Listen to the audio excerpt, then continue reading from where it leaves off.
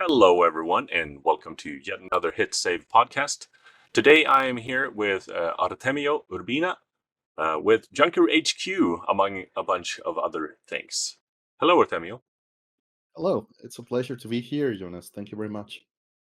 I have heard of you and heard about you and listened to podcasts and seen videos and things like that of you presenting some really fascinating stuff that you have created and you continue to create. So I'm honored to be talking to you today. This is going to be super fun, I think. Thank you very much. You're too kind. It's great to be here, and you taking all that time to deal with all this stuff is really humbling. Thank you very much. So you are the creator behind the 240p test suite, MD Fourier.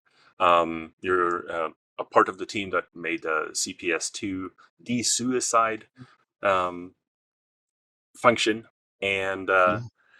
you've done a bunch of things. But the first thing that I want to dive into is you, who you are, and Junker HQ, and how that got started, and then we'll dive into some of the projects. Oh, yeah.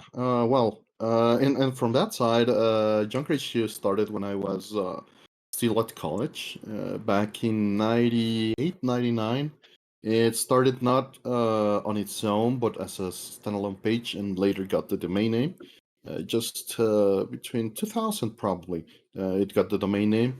But it started as a site to aggregate or collect information regarding some Kojima games, mainly Snatcher, and some Metal Gear and Polysnots, mainly to bring them into English to translate some of the games that weren't translated back then was one of the purposes. But the secondary purpose that I could do on my own was to document the different versions of these games, how they differed, if the manuals had some extra information, some text dumps. I had text dumps from these games, so that people or myself included would check the text of these scripts and configure if out if they had missed something out.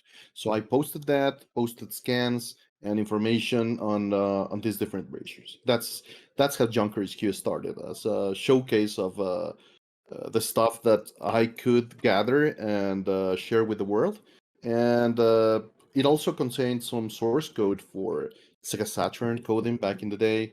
So it was a mixed bag of the stuff that I was working on or that I cared about and I could share with the world. So with that, you helped with the translation, the fan translation. Is that correct? Yeah, I kind of work with them. It was interesting because it's a I believe a perfect example of how the internet works because I extracted the text, for example, from Snatcher, or is this a Snatcher for MSX, okay, and just put it out there, okay, simply. I didn't know anything, but this guy, a fantastic guy called Takamichi, downloaded that script and simply uh, translated it and put it back on the internet without letting me know. Okay, and then somebody else, a fantastic person as well, Daniel Caetano, came along, grabbed that English translation and used that to translate the game itself. But we were involved in different parts of this, and they were independently done. Okay, so it was interesting in every single regard. And later on, I formed part of a team that worked on Polysnots to translate that into English for the PlayStation version back, with along with Mark and with Sobief, amongst And others, of course. I really appreciate everyone that puts effort into translating some of these fantastic games into more languages so more people can enjoy them. So thank you for that. Oh, oh, no, Uh, thanks everybody because it's this is and like everything I've worked in, it's a community effort as after all. and lately, the past few years, you've been involved in more localization efforts for other games. Have I? I've only like helped externally, not really because it's huge amount of work Yeah, and reverse engineering and The translation part is really hard because you have to change the game engine, um, usually to deliver the English language, and something that changes the font and the width of each character so that each one of the letters in the typeface has to fit, because Japanese is very concise and condensed. And when you translate that, you end up with a longer verbose version. So it looks unnatural, the character width, and also the space. So there's a lot of work to be done there. I didn't work in that Mm, regard directly for those translations. I only helped. I made the okay. text dumps. I figured stuff out, and I made a reverse engineer of the parts that overlay text over video, like placing real time subtitles. We were really lucky that the game does that real time with the engine, so we don't have to decode and re-encode the videos with text. So it's a lot of work, and also it's even though everything's a community effort, and I really appreciate that. The other projects I've grabbed on, I can kind of work on the background on them, and then just get feedback and rework instead of having to work intensely on something like a translation. And it's I respect that a lot because it's so much work. So, diving into Junker HQ, because that's now a place Oh, for it, it's now a place for wikis for the OSC and a bunch of other things as well. yes. So, is that managed by you or a community? How is that handled? Basically, I just keep the hosting, Hmm. and I manage the wikis, but I obviously I give the administration privileges to them as well, because I wouldn't be able to handle everything, and they just tell me I want to be a part of this. I give them an account, because otherwise the wiki was getting just spammed, right? Hmm. So it's kind of restricted, but a simple mail to let me know that you want to change it brings you an account, and you can change whatever you want. But that was the idea, and the wiki is very diverse because it has information on arcade PCBs, on Hmm. upscalers. It's mainly an upscaler thing, and RGB and video signals wiki. But it has information on some arcade boards and other interests that are around it that I have no other place to just showcase where, and I use that. Awesome, awesome. Yeah, I've used it a lot. I have an OSSC here, so on the Junker HQ wiki for OSSC, and it's like figuring Yeah. things out, because I also love just fine tuning things, Oh yeah. making it look really good, and fine tuning. I think I spend more time fine tuning and setting things up than I'm actually using them, Yeah. because it's fun tinkering. It's fun tinkering, yes. And there's a balance there, of course, Hmm. that everyone should find and say, this is enough for me. I'm not having fun. Okay, you have to stop there. When that happens, stop, please. It's not intended to be an obsessive tool. It's intended to be a tool to give you a baseline to know what's going on, right? But yes, I'm the same way. I end up more fiddling with stuff and figuring it out and tinkering than actually playing. Yes, but Yes, it's its own kind of play, right? exactly. It's a hobby. It's a hobby. Playing video games is a hobby, and tinkering is also a hobby. And sometimes they merge. So, looking at the background of your video, there you have a lot of equipment. So, tell us about your education and your history in um, programming and electronics and things like that. How did you end up where you are right now?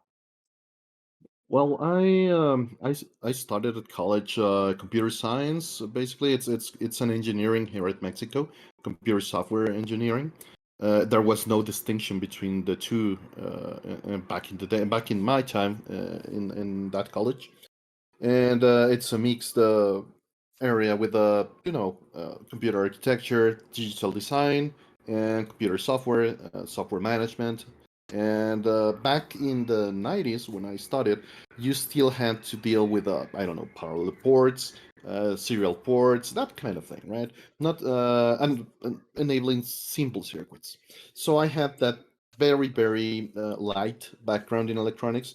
I always saw them as the same thing, obviously, because back then they were tighter. The integration between the two worlds was tighter, and it wasn't such a wide area of knowledge. Of course, it was, but I mean, nowadays you have specialization in every single regard because we have grown that tree impressively, right? Immensely, we have several areas, and you can't be an expert on everything. You have to just work your way on the stuff that you like and be a generalist, maybe in many areas, right?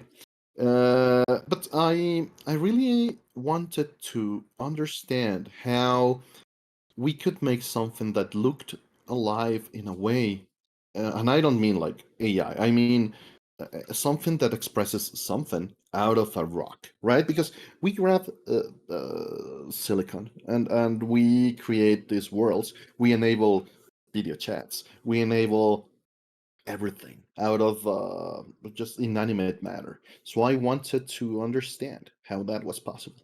That was kind of the path that took me to learning that. And also I wanted to understand how games use that substrate to be expressive, right?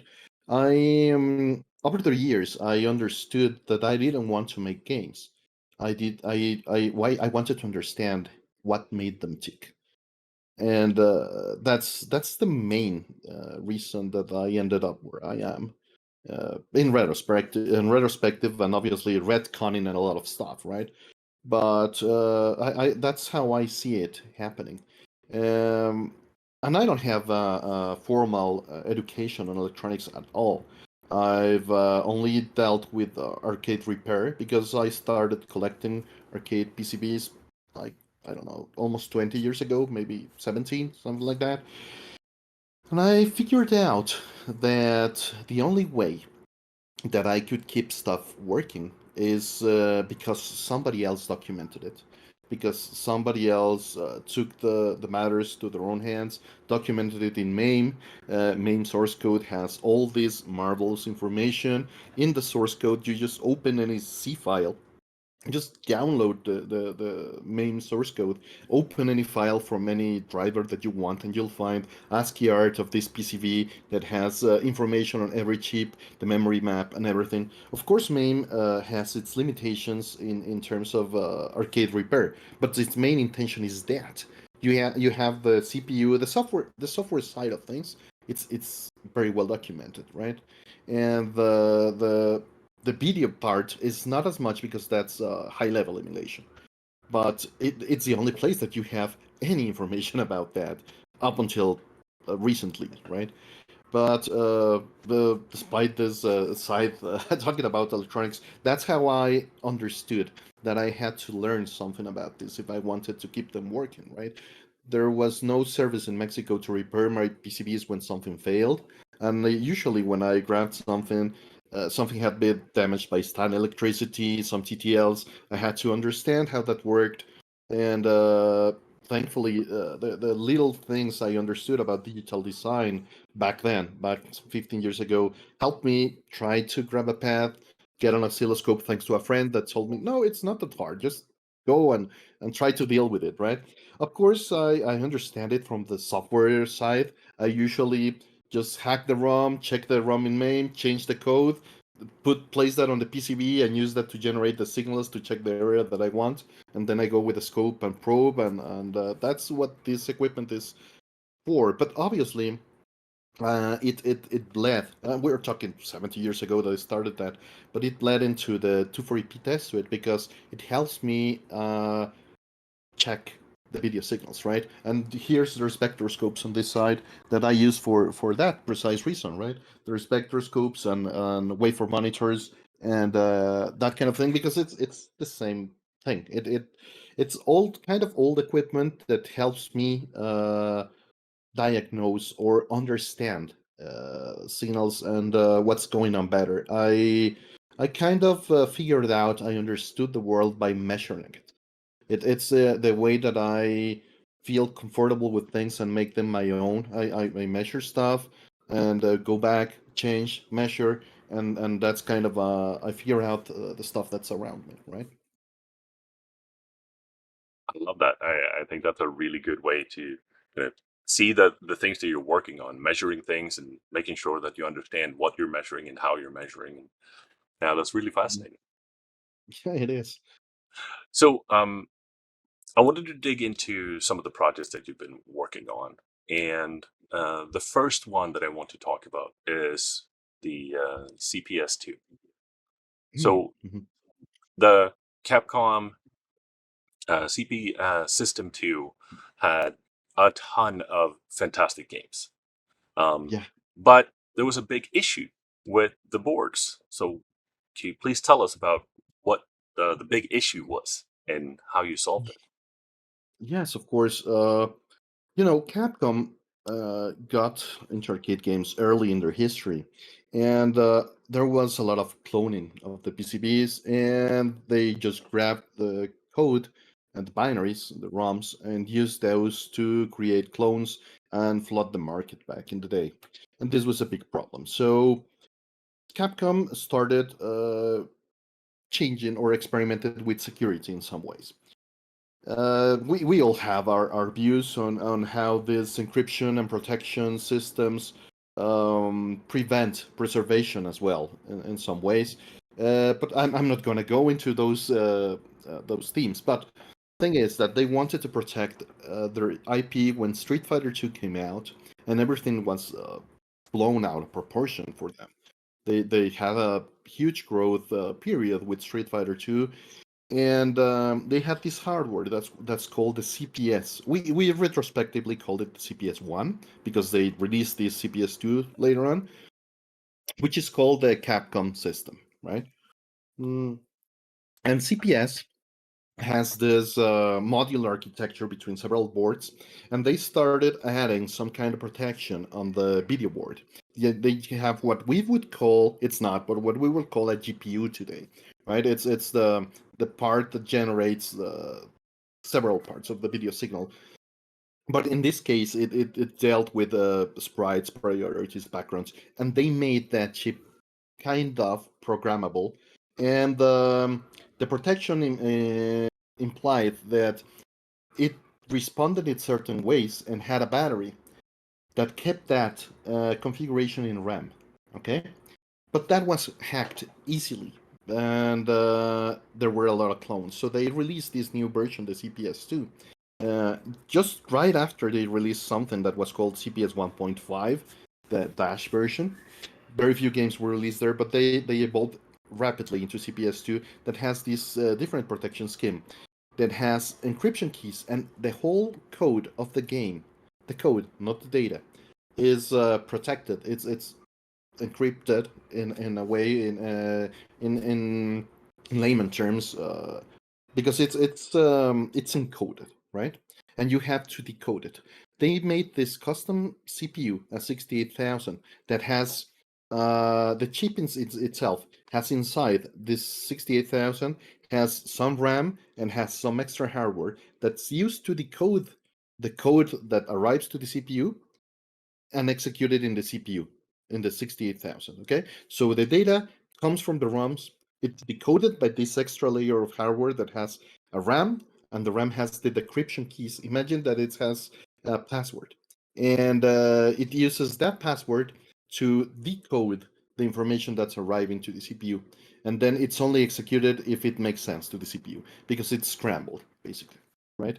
And the thing is that this was kept. These keys, this password was kept by a battery. It's SRAM. It's static RAM that's kept by a battery alive.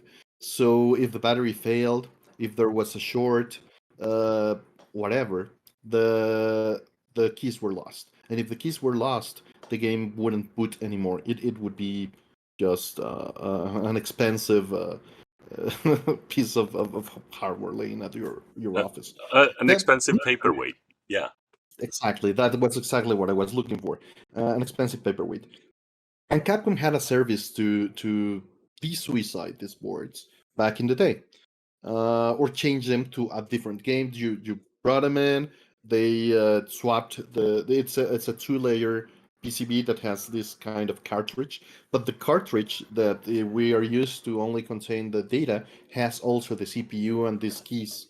So the board that's at the bottom has all the video and audio hardware and common stuff, all glue stuff and controllers. And the top board has the CPU and has all graphics and data and audio data as well. And obviously the encryption part and some extra chips that are used for video as well. And this protection was very successful for Capcom, and it prevented any clones during its active or commercially viable period. However, main people and math people, there's an incredible story back there. If somebody's interested in this, I would advise to look it up, because there's this Spanish mathematician that was working on decoding the data and figuring out the keys, right? And they did succeed, along with main people, to decode the keys and figure out what the keys would be based on solely the data. Okay, this was a process that took some time to do, but they could just like grab the data. If you dumped a game that wasn't documented, which happened to me back in the day because I started collecting like 15 years or 17 years ago. Here in Mexico, I had the privilege of being one part of the dumping union.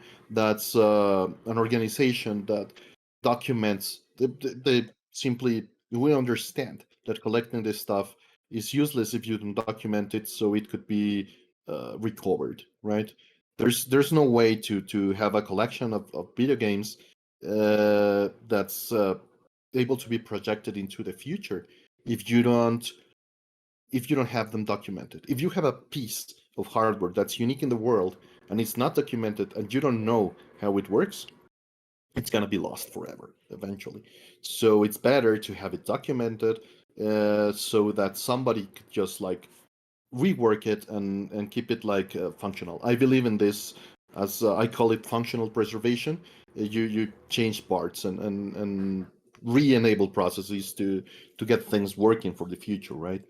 So thing is that they worked on this. I submitted several of these dumps that were not available in not documented, because there was something called Capcom Mexico that they had specific versions for this region, and they also had some games like the Street Fighter 15th Anniversary Edition for Street Fighter 2.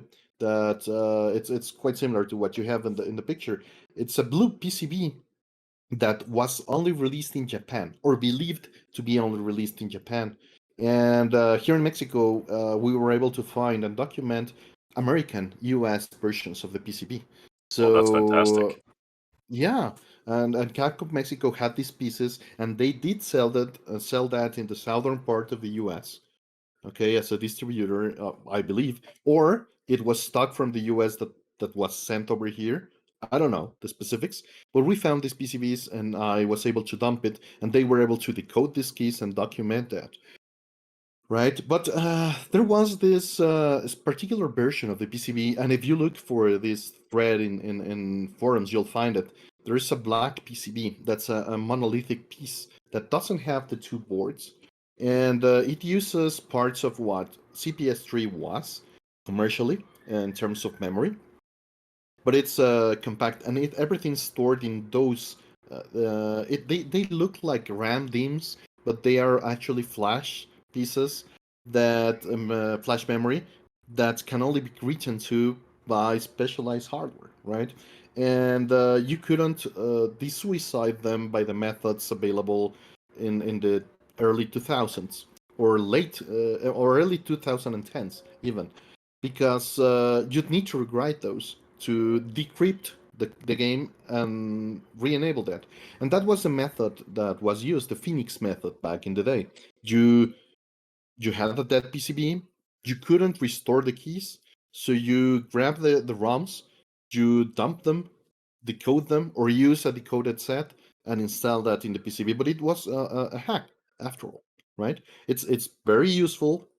It enabled several things like changing region, changing languages, having sound tests, that kind of thing, which is awesome by itself. But it was prone to errors and corrections. There were several versions that were changing because they needed to detect what was data and what was code and decode only those parts. And it was not an easy task, and that was done by hand, right? It was not an automated process. So I had one of these PCBs, one of those black PCBs, a Marvel vs. Capcom PCB. I bought it. I was really happy with it. I changed the battery, and it was notorious for being very sensitive in terms of the battery change. And after the battery change, it worked, but half an hour later, probably bad solder on my part 15 years ago. Not that I'm any better, but I was worse. And or maybe something I did, not discharging the capacitor or whatever. It died, right? It died like half an hour later, and I had a pink screen, magenta, to That's be not good. precise. That's not good at No, all. no, no good. It was completely dead. So I posted, and I said, "Hey, can somebody else help me? Razula, can you help me with this?" And it was, I don't have the equipment to write that, and well, it's that. Just deal with it, okay? And I was sad, but we worked on that with some other impressive individuals. There was our arcade hacker did reverse engineering in Europe, Eduardo Cruz, in Spain, and and he has this amazing blog where with all the detailed data. And Ian has access to many things, and a lot of people, of course, in the main community, in the CPS2 community. And he made this reverse engineering, and by decapping the chips, you basically grab one of these chips, just remove the upper layer of the chip with lasers, with acids, and then use metallurgic microscopes to check out how the transistors are connected. You create that map and understand how that works, reverse engineer it, and use that to reinsert the key. And I was happy to work since I have a decent CPS2 collection, and I also helped developing software tools to test this and create some of the code to insert the keys and make it easier. So I was part of that team in certain layers, and I had access to certain hardware here in Mexico as well. I was part of that, and thankfully, I could help and revive CPS2 boards by injecting the original keys back into the PCB and have them functional again using Arduinos. Originally, we have methods that are PIC based and several others today. But what you usually do is you have a dead board, you place a new battery, you connect your desuicide hardware, upload the keys, and you're done. It's basically back to how it was factory original in that time. I just think it's fantastic. This global group of people working together to make sure that this specific piece of hardware, which was conceptualized and created to essentially die, um, you made it so that they can live on forever, essentially, thanks to this. I just think it's Mhm. fantastic. Just being able to modify them and making sure that they continue to function even after the batteries have died or something has happened. It's just stellar work. I love it. I was really honored to be a part of it, and also that we shared the same values because we didn't uh, we didn't want to make a profit out of this, and we understood several things. Firstly, we had the privilege to not need to do it for as a business. That's one part, one side of it, right?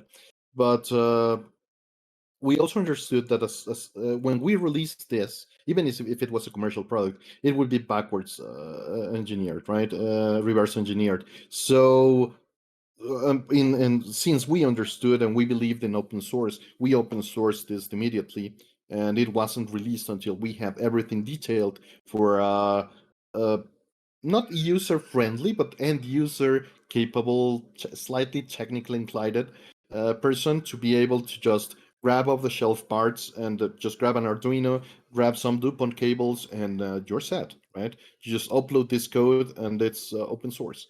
So that was part of the reason. So that when we released it, we hoped for this to be uh, as public and general as possible, as much noise as possible, so that people wouldn't be scammed out by keeping this gatekept, right?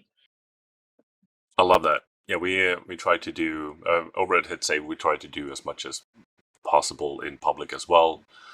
We obviously support open source projects. I work within open source outside of the organization. That as my day job.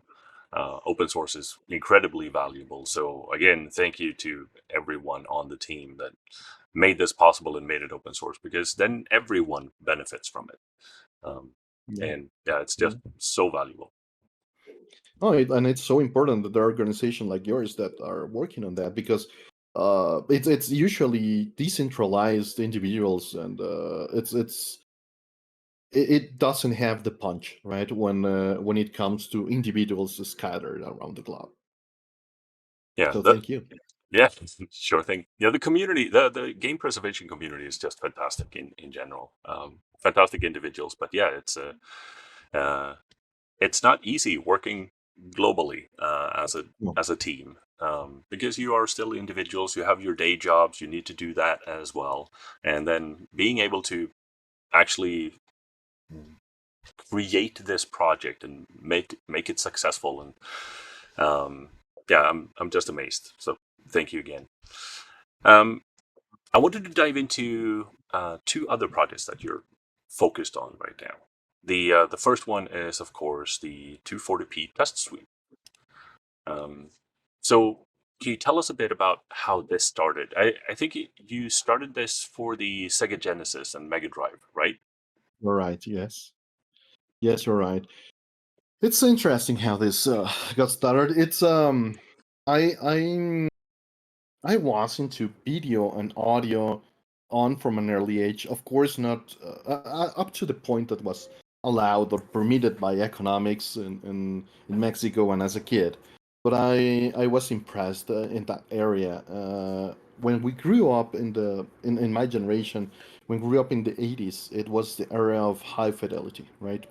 There was this trend to have as much fidelity from equipment as was possible, right? It was floor speakers, subwoofers, and woofers and tweeters, crossovers, and video tape, video deck devices.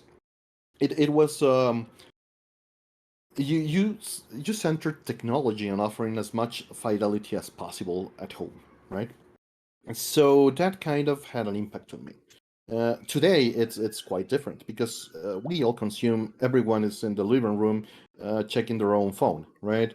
And Yeah, it's not about quality. I mean, in general terms, I don't say that people don't care. I'm saying the general consensus is based around more content and faster, instead of higher quality and more of a curated experience, right?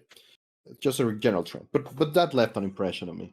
And professionally, I dedicated myself almost 2 decades to video processing and video broadcast on TV stations. Okay, satellite and analog video, and the transition from analog to digital video, and the transition from SDTV to HDTV.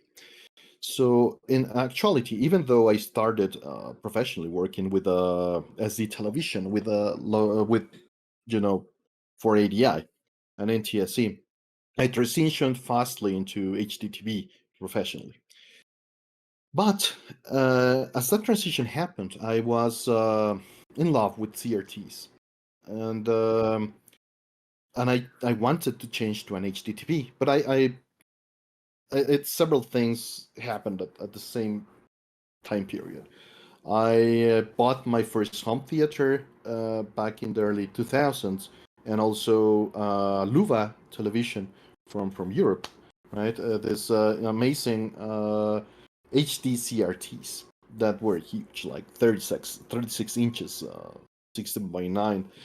And I didn't want to change to LCDs, right? I didn't like the contrast. I didn't like how the levels of darkness were not precisely profound. They look like browns back in the day. Sometimes you get that nowadays, but it's less often, right? Yeah, they were not good. They were not good. No, no, they were not good. And I was too much into like DVD, progressive video, aspect ratios, and audio calibration. And when I started calibrating my home theater, I got my SPL meter. I measured. I checked the resonance in the room, that kind of thing. And I got into Room also, which is an amazing software. If you are into home audio and don't know the room equalization wizard software, just go. It's an amazing piece of software that allows you to measure what are the resonant frequencies in a room, graphs everything, and even does the equalization for you, so you can equalize the subwoofer and attenuate any rumbling and extra booming frequencies that you have in your room. So it's amazing. Oh, that's But cool. that influenced me for the future, certainly, because it resonated with me that I could just like measure something with the computer and get actual feedback and correct reality, right? It was this kind of power that makes you love engineering, because uh, understand it that you can modify your environment is it's something that I believe that exact sciences gives you. Not that to say that we can control the world, and no. I mean, you can. It's impressive how good math and physics are, and it's obviously uh, dumped that I'm saying this, but it's certainly a point of interest that when you use these things to try and measure and predict stuff and better something, and it works, it changes you in a way, right? Changes you in ways that people that haven't done that maybe have a hard time to understand. So that, and it came as a hardware platform that I have it at hand here. The FrameMaster came out back in 2010. I came from using an XRGB2 and XRGB3. Here they are. Okay. And these things are upscalers that we used in the analog world. This is an XRGB2. I'm not going to show you the other ones, but this one came out. Okay. And this one was the first HDMI upscaler that was out there. Okay. DBI we had with the XRGB3, we had DBI. Okay. Here it is. But this one was the first HDMI one and intended for HDMI directly. So I was worried that the aspect ratio and the pixel aspect ratio, which it's a whole can of worms, was probably not being processed correctly, and I worried about lag, right? So we had information on how these things worked, and that we had certain promises, but I didn't have a way to measure them.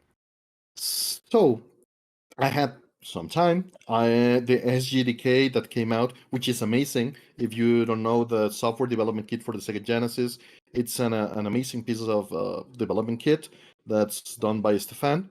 And the SGDK came out, and it was C based for the Sega Genesis. I wasn't particularly good at assembly back then. I'm way better now, yes, but I'm terrible in general.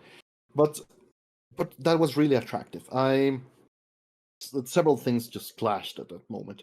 I got an SDK in C for the Sega Genesis. The Sega Genesis was my favorite console while growing up, and I had an XRGB frame master, and I knew I didn't want to make games. I knew that I like tools, I like measuring, and I wanted to understand consoles better. So I said, okay, I can understand how the Sega Genesis works. I can understand how this old hardware made this magic happen. And at the same time, I could try to create something that could have some value for somebody else, much more value than what I could do with a game in from my own perspective. And at the same time, solve several problems. Have an example of how something is coded for the Sega Genesis in C.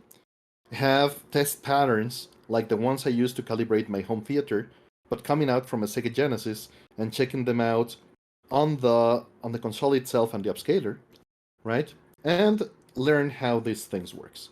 So it was a no-brainer. I just dived in and contacted the people that were into upscalers back in the day, and got some feedback on which patterns would work, which ones would be interesting, and that's the way it started. I just posted this and told people, hey, I'm making this. Is there something that could be made to it or included in it to make you to make it easier to use and for your purpose, and we can integrate that, and that's how the ball started rolling. And this was the first test pattern you did. Is that correct? Yes, this was the first pattern that I did, and you have a coincidence as well, because that test pattern is the grid as the CPS2 hardware does. So that's why that's the grid that I used. It simply was the grid that I had on CPS2, and I ported that to Sega Genesis.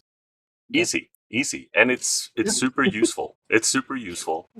Uh, yeah, it's really cool. I actually have a copy here of the 240p Oh, test suite awesome. as well for the Dreamcast that was sent over to us by our friends over at Video Games New York Soft, so Yeah, VGNI yeah, Soft. yeah, yeah. So get your own copies there as well. Everyone Thank who's you. listening. And Um, it was great that they did that, because we made an agreement that they have, if you notice, it has a lower value than most of the things they publish, and the idea was, the deal was to have it as low as possible. That was my only condition, and for it, because it's open source, they could publish it without asking, right? And they did that, and they did an amazing job. They didn't want to do anything like halfway. They made this manual. They commissioned the cover, and they made a great work. I love it. Thank you. yeah. Can you tell us a bit about the other test patterns we have here and Sure. what they can be Every used for? sure thing. And every test pattern has its own use, purpose, and it's grown out of community need, or something that I thought would be useful. All patterns have, on all versions of the suite, have interactive, well, not interactive, it had online help inside the suite, inside the same. You usually press start or at the sign button, and that's shown in the main screen. That brings you up a help screen that tries to give you an information on how things work. But this one, for example, is also a CPS2 version, well, a CPS pattern that's been backported into consoles. But the idea here is to have the basic colors and the full range of amplitudes of intensity of each one of them. So at the top you have red, right? And red goes all the way from black, that's zero, all on to the reddest red that the Sega Genesis could draw. That's an E internally. Okay. What you do with this is you calibrate your display, your stream, whatever you are doing, because the 240p test suite is not only intended for CRTs. It was born in the digital world after all, and it helps CRTs, which was a feature that was added later on. This was made originally for scalers, right? To test scalers. But I understood that I could use it also to calibrate CRTs and later on to prepare streams, right? Or recordings. So if you want to like have a recording that's going to be for preservation purposes, and you want to have the levels proper for what you're doing, you calibrate white to that white, and you calibrate black to that black, so that they match the domain that you're translating it to, be it an HTTP, a CRT, or a stream. And you have to be able to see all the gradings of color. In this specific case with the Sega Genesis, it's very few primary colors that can be displayed. This is the full range of primaries that the Genesis can display. and you have to be able to see the last two divisions. For example, in this case, you have C and E. You have to be able to see a different hue of red between C and E. And same thing for green, same thing for blue, and the white has to be white, balance between those. So that's all the purposes that this pattern serves. And obviously it changes between versions because you have different gradings, and but it kind of offers us the same kind of service for everything. And when you open an oscilloscope and have a different version, like running this Sega Genesis implementation on a Mr. FPGA, and you want to see if the levers are proper, you open this in a scope, and it immediately gives you a ramp of how it goes and if it reaches every single value, right? That's kind of the purpose of this in general terms. That's really really cool. Yeah, I'm looking forward to trying out this on my my CRT that's back here, Hmm. Panasonic Tau, that I Nice. want to try out as well. So yeah, this is going to be super fun. For Um, testing this, I would recommend the Dreamcast version mainly for that mhm. pattern, for a general use, right? Yeah. Sounds good. Yeah, I'll definitely try that out. This one I found, and I'm not really sure what I'm Mhm. looking at here. Yeah, this is a recent pattern, thanks to Keith, that Keith Rainey brought it to my attention because I have originally and naively done a pattern on the Sega Genesis and later on the Super Nintendo and every version ever since that showed some circles, right? And you had to measure that the circle was a circle. That was really hard because even designing it was really hard to use because you have things is that pixels on a game console uh, are not square. That's Yeah, one side of it. CRTs have no pixels. That doesn't exist. There's no concept of resolution of pixels in a CRT. And not in the signal. When you are sending the signal from the console to the CRT, there are no pixels. It's just a signal that changes with time. The game console internally has a representation and a limit in resolution in pixels, yes, but that gets translated to the analog domain. And when it does, and when we digitize it, it not necessarily matches the pixels in our displays, right? It won't, as a matter of fact, because these pixels are most of the times wider than taller. They are basically rectangles, and these stripes that are being drawn on the signal have to be used to create circles.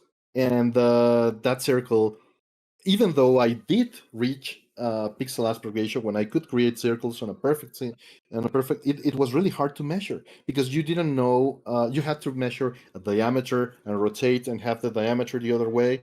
And Keith suggested that we should use squares, and it was so simple that I felt dumb. Yes, we should use squares to measure linearity instead of circles. So it was a way of squaring the circle in some ways. Uh, Thing is that he calculates every single for every single game console and capabilities of the video signal of the system, its clock, etc., and using perfectly calibrated PBMs because he's obsessive in this, and I don't mean it in a bad way. He checks the service manual, follows it to the point, okay, and recap everything, follows the thing to the point, uses a real signal generator, not the 240p test suite. Like this is the signal generators, well, the one that I use thanks to him, okay, and he uses fancier ones so that we can match the 240p test suite output the best we can to an NTS signal and have a proper pattern being generated. Okay, so this thing that you're saying has these red squares. You can use some buttons in the 240p test suite, and that's good that we have an interactive version instead of flat patterns. And you can darken the white part, and you can measure those red squares so they can match and be the same width as the same height when they are upscaled or shown on a CRT, and that tells you that you have proper aspect ratio. Okay, and it serves all obviously other ends, other means like the ends of the signal. The squares tell you where the signal ends, and you have these detailed uh, point patterns or pixel patterns that help you check linearity and convergence on a CRT. Okay, but it also helps check the that aspect ratio is being properly upscaled. And when this was done, I was also at a crossroads because I don't only serve CRT user or upscaler users. Uh, One of the other and generally disregarded aspect of the suite that I try to do is this software tries to document what the console does. Okay, and for example, the NES or the Super NES, they don't necessarily adhere to broadcast video standards, right? They that was not their intention. Their intention was that they could display a signal on a commercial TV screen and do that as cheaply as possible. And I don't mean it as Sega did that as well. Everybody did that as well, right? And these game consoles have their own quirks and unique signals, and they are out of spec most of the time. So I have to document that. And the 240p test suite tries to document that. For example, the colors that we were showing in the last pattern, they are not the colors to calibrate your CRT for. They are the colors of the Sega Genesis. Okay? If you calibrate to these colors, it will work perfectly for your Sega Genesis, but it wouldn't be ideal for your DVDs, right? You will be missing something. Yeah. But if you calibrate for your DVD, you will get decent Sega Genesis values. Okay, that's why I recommended the Dreamcast because the Dreamcast is range is way wider, right? And it will allow you to have a calibration that's general. But every single console has a different enough spec uh, configuration. So if you calibrate with a grid and are obsessive with it and calibrate it with the Genesis, the Super Nintendo will be off by 1 pixel to the top, right? And the TurboGrafx would be off by 5 pixels to the right. So you have to deal with it. Yeah, Okay, this it's is never ending tinkering essentially. yeah, but you have to like understand this and live with it. But the thing that I deal with on the other side is I have to output the things as wrongly or as properly as a console does. And Keith is trying to manage to keep our pattern as close to NTSC standard as possible. That's why the grid is still there because that offers a value for the game console, right? When you're documented, if your emulator is doing things as a Sega Genesis would, then you go here. And if you want to check if the video signal is being represented and upscaled and the proper aspect ratio in your emulator, then you go to the monoscope, right? Depending on what you kind of work you're doing. I understand that the suite, in general terms, is mostly used by people that have the video signals, but it's also used by emulator authors, by Mr. FPGA core developers, by people that are documenting or recording video for archival purposes, and that purpose is not indirect clash with proper signals, but they are not the same thing. There are certain nuances that have to be uh, preserved, right? Yeah, this is fantastic. You hit on a really good point there. Recording live footage as well, because we're Mhm. preserving gameplay is just as important as preserving the games themselves as well. Like Yeah. how do you actually play a game, and what should it look like?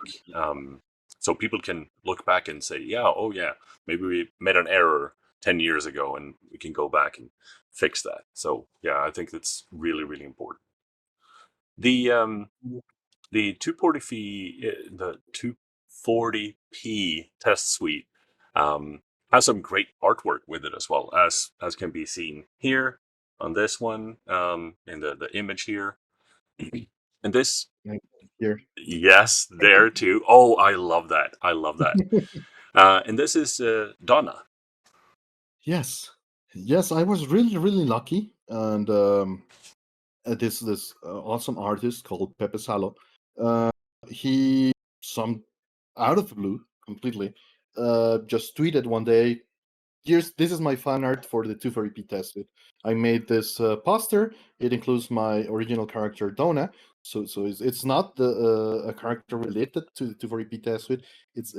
She's her character, his character, and he made this poster, right? That's an amazing promotional piece for the suite, and I was amazed. I was in a pool. Imagine that, on vacation, and I received that tweet, and I tried it. I had very bad internet access. I tried to contact him, and just that same night, I was talking with him by Zoom, and thanking him for the work and figuring out if I could use her to change the pattern. There's a pattern that's been there in the suite from the beginning that it's interactive. You can't show it as a still, but it's when you get hit, like for example in Final Fight or in a shoot 'em up, your ship just like or your character blinks, right? It turns one frame on, one frame off, one frame, and that creates an image of transparency on a CRT. On an LCD, it's due to image permanence. In an LCD, it's notorious as well, but it's kind of slightly different. But that's something that upscalers back in the day got completely wrong. And this 240p signal, that's a complete violation of video television standards, uh, used it. And since it was a complete violation of standards, there's no standard way to process it. There was, so when a video processor got a signal with something blinking that way, it didn't show as transparency. It showed as a completely black slate, or it didn't show at all. It simply disappeared. Or in even worse cases, it got feathered. One line black, one line white, one yeah. Depending on the way that it was interlacing the signal to convert it to a progressive display. So we had this test where Fudo told me to use some complex pattern in the background, and I could flash a sprite on top of it. And was one of the first tests that was included in the 2 for repeat test suite. So I didn't know what to add. I'm a terrible pixel artist, so I just scanned an image that I had at hand from an animation cell from Ghost in the Shell. I'm lucky to have one of the original animation cells of the movie, Ooh, and I very had cool. that's just scanned, right? And I said, okay, this is awesome. This is just a test pattern on my software. I'm just gonna put it there, not thinking much about it. But several years ago, when this happened, I was looking into removing Motoko from Ghost in the Shell, and I asked Pepe if I could use Donna instead, and he was pleased and agreed, right? And so he allowed me to use Donna, and we started creating the pixel art for this, converting this awesome artwork into the color palette of the Sega Genesis and the Super Nintendo, and use her instead of Donna to have that background to contrast the pattern, the flashing pattern against. But yeah, he's been doing art for the suite. We commissioned this new version for New Year. This was a request from our side instead of him doing it just because he wanted to, and it's been great. I mean, his artwork is amazing. Yeah, I definitely love this one, the latest version here for the Neo Geo, Hmm. where she's fixing the monitor, the screen in the cabinet there, making sure fine tuning it. I think it's fantastic. It's really really cool. Yeah. When is that coming out? Do you know yet? That's already out. It's Stone Age Gamer has the exclusive. This these were made by hand. The we tried our best to have the price as low as possible, and kind of as a service. I was kind of against of trying to tackle something like this because costs and demand, I believe it's very low. But a friend of mine here in Mexico custom designed the PCBs. These are the first homebrew PCBs that are going to release as open hardware. We are preparing all the documentation to have that, and since flashcards are so expensive, we figured that there might be certain very small sector of the community that might want a 2 free test suite on Neo Geo as a card. And well, this project was born. Uh, uh, 80 units were made, and they are all at Stone Age Gamer. I don't think there'll be more. I'm not saying this to say it's being promoted as a limited edition because it kind of is. We won't do this because it's not a business. It's we are charging we are making like $5 on each. That's it. So I just try to be open about it. It's not something to try and make money and support the project. Well, of course you support the project because we're making $5 out of it if you buy it. But it's most a service for those that really want it and have it. And Astonish Gamer was generous enough to distribute it and publish it, so they have the stock in their store. That's fantastic, and it Yeah, looks of course. amazing.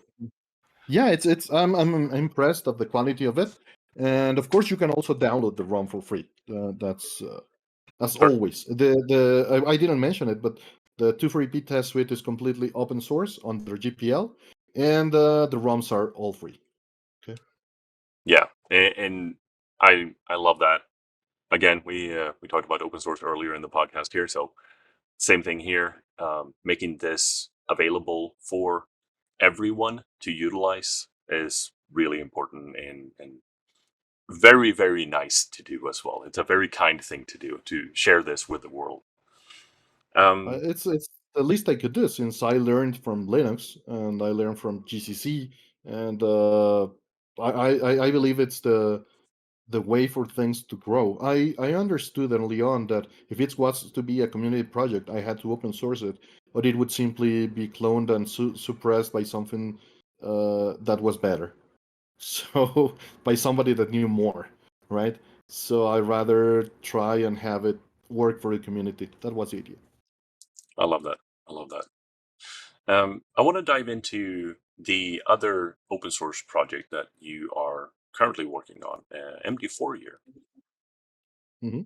So tell us a bit about this because this is different. This is not a visual project. Well, it is visual, but it's not for video. Hmm. Indeed, this is for audio. And again, inspired by Ryu, it's what retcons everything and works. This is a project that tries to document the audio signatures of game consoles. You can expand that and say of synthesizers. You can expand that and say audio cards or audio equipment in general. So the idea is to have a signal and generate it from the hardware that you want and then compare it to something else. Okay. What this software allows you to, or software toolset allows you to do, is contrast two signals and gives you the difference visually. So, for example, you have a Sega Genesis and you have a software emulator. Okay, you can record a tone generator signal from both of those and contrast them with the computer, and it'll tell you how they differ.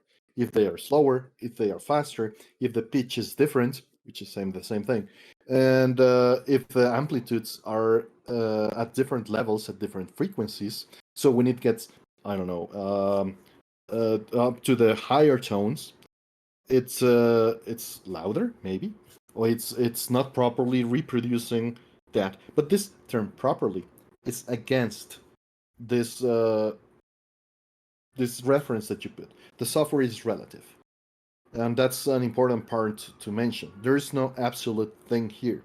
You place what you want to compare to and what you want to compare against. Okay, so it's not it's completely objective, but it's relative in the terms of what you place as a reference standard. So you can place a real Sega Genesis Model 1 as a reference standard, or you can place a software emulator as your reference standard. It's completely up to the user. Okay, or you can place a Model 2 with a Sega CD attached, and you want to contrast against that. Okay, and again, that's up to you as part of the design and as part of as a philosophy, because in the same way, we have tools inside MT Fourier where you have a perfect digital reference signal and you can contrast an audio card recording to that, so you can tell how good the audio card is. I originally I thought that was too presumptuous and to really measure, but it's measurable. And we've detected differences in audio cards, and certain manufacturers have even changed their drivers thanks to this feedback for our purposes to get like a proper audio card in a low budget scenario. Is not as easy as one would imagine nowadays. And the thing is, we found cards that were almost perfect. We submitted, then we've tested with our custom software desk, and they changed the drivers and fixed that stuff. So it's been great as well. So That's cool. yeah, yeah, it's been really cool.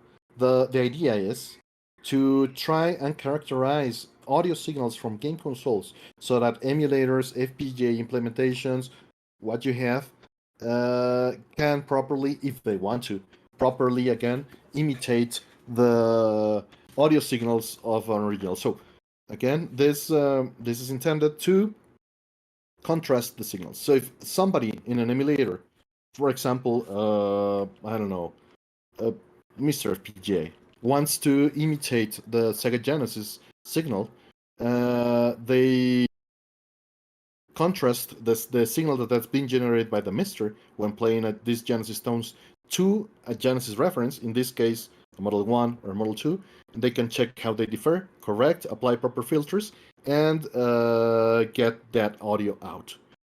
Okay? There are differences in philosophy here that can be argued, of course. Uh, for example, Mister and Provenance MU have this idea or extremes that they should simulate the full change. Like if you have a Sega Genesis, like I don't know this one, and you believe that the audio that comes out of this is your reference, then you check against that. But that implies that there's a whole change inside the Sega Genesis. You have the audio chip, the Yamaha chip inside of it that generates that pulses. It then passes through an amplifier and certain filtering and goes out to that port. And there's analog filtering there. That analog filter serves different purposes, right? There might be very high frequencies that are uh, bothersome to some people, and they wanted to filter that out, and they did. Okay, and that might have been intentional, and you want to replicate that. Okay, that's why I believe some people think that Genesis emulation was so harsh back in the early 2000s because they were emulating those frequencies and not filtering them out as the game console did. Ah, Okay, that makes sense. Yeah. yeah, and some people argue the other side. They say, no, I want to emulate what the chip does and not filter out those frequencies that the game hardware does. I respect that. And we can also compare against that. You make a recording without the filtering and contrast to your emulator, and you get that, right? So it serves both purposes, but there are different tendencies or philosophies inside of this, right? Could this also be used to identify if there are any issues with older capacitors or stuff like that as well? Yes, of course. It's really interesting. If the capacitors are bad, there's going to be a difference in filtering. So thing is, of course, that you need a reference that models what you want to compare against, right? What I mean. I mean that back when this project started, I was worried that every single Sega Genesis or Super Nintendo or NES out there would sound differently, and this project would be completely useless, right? That the sensitivity of the tool was too much, and we ended up calibrating a way to get and every single Sega Genesis in the world or Super well, let's get into the Super Nintendo thing later on, but every single Sega Genesis Model 1 BA3 in the world sounds basically 99% identical to every single other one. So when we understood that, measured several systems around the world, and they measured the same, well, I was relieved, but we could also place a baseline that you can measure your Genesis against the records that we have that are out there, and you can tell if it needs a capacitor change. You can easily tell that. Also, while I was developing, I had this issue during summer where certain recordings started making no sense. And you know what it was? No. Temperature. Oh, that's interesting. So It reached the point of 80 degrees Celsius that was above what the capacitors were rated for. I placed the fan and recordings matched. I removed the fan and recordings were a mess. that's really interesting. So Yeah. so And these 80 degrees were inside the console, right? When my room was at 30. that's pretty hot. That's pretty hot. So Yeah, having a fan on it helped and made it made it sound correct again. Not better, but correct. exactly. Just That's that, really cool. let's say, right? And well, I mentioned the Super Nintendo, and Super Nintendo has a particular issue. That's the reason it hasn't been released to the public. The Super Nintendo files. I've been slow on that because it's a mess. Explain it. The thing is that, and let me share with you maybe a file about this that might be interesting for you. And this file shows how a Super Nintendo is changes pitch when temperature changes. Oh, And I don't mean like 80 degrees. No, I mean very very low temperatures, like 30 degrees, and it changes pitch very slightly, but measurably and demonstratively so. You can just raise and lower the temperature, and the ceramic resonator that's in the Super Nintendo changes pitch with temperature. Okay. I'll share this file in the show notes. Yeah, sure. Okay. And this makes that every single Super Nintendo out there is going to sound slightly, very, very slightly different. And it will depend on temperature and probably pressure, of course, and how much time it's been on, and what's the temperature of your room. And also, when we discovered this with MD Fourier, we were like, wow, this is a huge discovery. And no, it was discovered like 20 years ago, the emulation community. We went into the notes, we figured it out, and they figured that they had to emulate the Super Nintendo like 40 hertz above what spec mentioned, because if they didn't, games crashed. And games crashed Oh, because games never ran at the stock speed because the cinematic resonator always was hotter than 0 degrees. It never ran at 32 kilohertz. It always ran above. that's fascinating. And all emulators out there run at slightly higher speeds than what's spec'd. Okay? Like 32 and 45 hertz. Okay? 32,045. That kind of thing. They agreed upon a number, and that works. But the reality is that you could, I don't know, if somebody wanted to implement a proper Super Nintendo emulator with sound, which I know it makes no sense, it's just cool.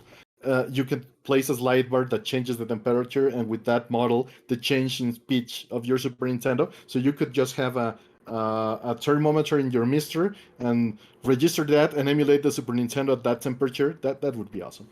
That is a completely unnecessary and amazing idea. I love it. It's like, yeah, what temperature is my Super Nintendo at right now? Let's emulate it at 40 degrees or 15 and it will sound differently. Exactly. That's hilarious. I love it. Yeah. So I had to implement something in MD Fourier to compensate for this. Okay, because no Super Nintendo that we ever recorded matched it, not even against itself. Because how do you keep temperature constant, So right? you would need to have um, a specific like temperature controlled environment essentially. You would, Yeah. yes. What I did instead is play an 8 kilohertz tone in a part of the signal and measure with Fourier transforms how off 8 kilohertz that is. And based on that, I could guess the mate approximate the speed at which that Super Nintendo is running, and just lower lower the speed of that recording so much milliseconds so that they do match in pitch, and I could compare them, and it works. to a So certain degree, of course. so then It you it it yeah. you get results like this that we're showing on screen here right now. Some Yeah. really pretty graphs. Can you tell us what we're looking at here? Yeah, sure. On the x-axis, that's horizontally. You have a slightly greener line that says zero, okay? And in the vertical, but I mean, that's your axis, the zero. And that shows you frequency. On the left, you have low frequency, like your bass, like 20 hertz, subwoofer stuff. And on your right side, you have high frequency stuff. This is tweeter range. This is very high frequency signals or sounds, like bell, that kind of thing. But on the myth, it's obviously the middle of that. But you have here around 100, 1 kilohertz. Human voice is on the center right part of that graph, so you have an idea of frequency range. And the default of MD Fourier is to graph based on standard or normalized human hearing. That's between 1 hertz and 20 kilohertz. That's what the average human can listen to. Most of us adults cut at 16, 17, maybe 14 kilohertz. That's up to how well you've treated and genetics. But the idea is to show a standard view that has the human center of what you hear. And on the y-axis, you get amplitude, you get volume, you get how much they differ. It's not the volume of one console, it's the volume of the difference between those two recordings that you put in. Okay? So you're seeing here the difference between them. If there's no difference and there's a perfect match, the graph will be completely empty. Okay? Oh, That interesting. that never happens, of course. There's always going to be a difference, even though slight. So that's what it's kind of hazy. What you're seeing is the differences, not the matches. Okay, and also you can see there's a scale to the left, and that scale it's instead of going 3D, I figured that the color would represent how loud it was in the original signal. Okay, so how relevant it is. So the brighter a spot is, it was more relevant in the signal that you placed as a reference. And there are different traces. You have a greenish one, a cyan one, and a yellow one. Each one of these is one of the synthesizers on the Sega Genesis. The green one is FM. The cyan one is, I believe, yeah, it's the noise, and the yellow one is the SPSG, the Sega Master System component of the synthesizer. So what it's telling us here, as you can see, the cyan and the yellow lines are around 3 dBs below the FM. That means that on that game console that was measured, uh, the FM and the SPSG and noise on the reference one, they matched at the same level or a certain level. And on the comparison signal that you introduced, you're getting them lower by 3 dBs everywhere. Okay? So they have a different balance on that other game console or emulator than on the reference one that you placed. And the curve is also different. There's different filtering for SPSG than there's for FM. This is really fascinating. I need to play around with this as well. I haven't tried it yet, but this is really fascinating. Um, It's fun. It's fun. yeah, It's yeah. frustrating fun. Uh, Again, more tinkering. This is really interesting. Yeah, just measuring. So I have obviously a bunch of various systems here that I could try things out on. It's out right now for the Sega Genesis and the PC Engine. Is that right? Uh, in public terms, yes, but it's a Hmm. lot of more systems. It's out for um, even well, it's available for NES. It's available for Game Boy, Sega Master System. It's available for Genesis, Sega CD, PC Engine, Super CD-ROM, Super Nintendo, Sega Dreamcast, GameCube. It's not published yet. Either I do have it now, but I've Hmm. not published it. Neo Geo, this version of the suite does have MD Fourier. Every version of the Oh, suite very cool. includes MD Fourier. Yeah, so we have it for MBS, AES, Neo Geo CD, X68000, and the IRIM M92 arcade PCB Oh as well, wow. and the Dreamcast BMU, of course. Okay, so quite a few more than what's listed on the site right now. Yeah, Yeah. yeah, it's there. These versions are available in the suite. What's not available, it's reference recordings. Hmm. Like I don't have as much systems to have an analysis as deep as I did with the Genesis and PC Engine. That's basically the difference. So it's public, you can use it, but we don't have like hundreds of recordings, maybe tens of recordings to compare systems against and have a proper analysis. In the original MD Fourier documentation, I tried to use the Sega Genesis as a test case scenario of what you can do, right? And since I have like 20 systems, I could compare and change and contrast how a Model 2 changes, how a Model 1 version 6 changes, how placing a Sega CD changes the signal or not, how a CDX does things different, mixes channels different, but we kind of get an idea on how variations change.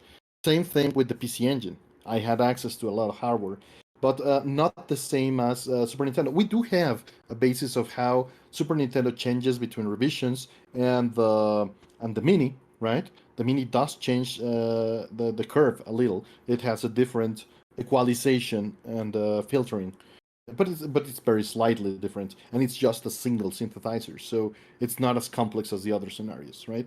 Same with the Dreamcast or the BMU.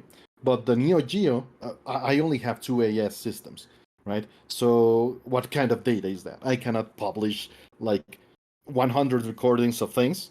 That's why it's not in the same status as the others, right? Not because the software is not there. Software is there. Analysis is there. But we don't have as much recordings and an effort by the community to document every single system and contrast differences, right? Because getting audio capture equipment implies an investment. Not as big as one might think, but we're talking like $200, right? The lowest right now for a very good audio card that won't introduce its own filtering. So that's a big hurdle to like make this bigger. And honestly, when I published this, I thought that the end user would be the most interested in having this and having these tools and measuring stuff and contrast and check how emulation is being done. How, but not that didn't happen at all. I was too naive. What did happen was that emulator authors and FPGA core developers were the ones that were interested in this, right? To match it so that users want to go into it. I also wanted hardware manufacturers to use it, and it's been used to different extents. Like the triple bypass filter that's out for the Sega Genesis used MD Fourier to match it. Yep. The Sega Noma triple bypass, the Mega Everdrive Pro, right? This hardware by Crix. I had it right here just a minute ago. This again, not sponsored at all. They simply Crix just got it and used it to match the Sega CD. And when he finished, he contacted us. It was not like, "Hey, help me model this." No, he did it all his own. He released it and published the information. Right. That's awesome. That's yeah, that's awesome. He didn't need any support. He figured everything out. Extremes also wanted to test different audio cables for the GameCube and the Wii, and he published a very extensive wiki that has all this information on contrasting differences and variations of GameCube cables, hardware, and HDMI encoders, and how they filter and change the audio in great differences. And well, that's kind of how it ended up being used, even though I thought that the users would provide their own recordings. But main showstopper is an audio interface to digitize audio, right? But we have now ways to check it. We have a test to check if your audio equipment is flat enough, transparent enough, and then providing that, we can take your recordings as valid as ours, right? This has been super, super interesting. Thank you so much, Artemio, for coming here and talking on our podcast and showcasing the projects that you have been working on and what they can help us with, both as a preservation organization, but also as an end user, making sure that our hardware is working correctly and that it looks as it should. So thank you so much for everything here. Um, do you have? I would like to invite you to share where people can find you and talk to you and find out more about your projects and also how they can support you. Oh yeah, well, first of all, thank you very much for the space and dedication to my work, the interest, because I know it's not easy, and I really appreciate and thank your time and interest in these areas. And even though I can't pronounce your name as well as you can pronounce mine, thank you, Jonas. And well, people can find me in Twitter. That's Artemio. Just and Patreon. The Patreon of the 240p Test Suite is the main way to support us. You can also support these projects by donating while you download. The download it's available at itch.io, and you can use that, and you can download it without any donation. But if you want to support, you can support on itch.io directly as well. And those are the main ways to contact me. And thank you very much. Fantastic. Thank you so much, Artemio. It's been a pleasure having you on today. And thank you, everyone who's been listening and watching. And hope to see you soon again. Have a great time. Bye. Have a great time.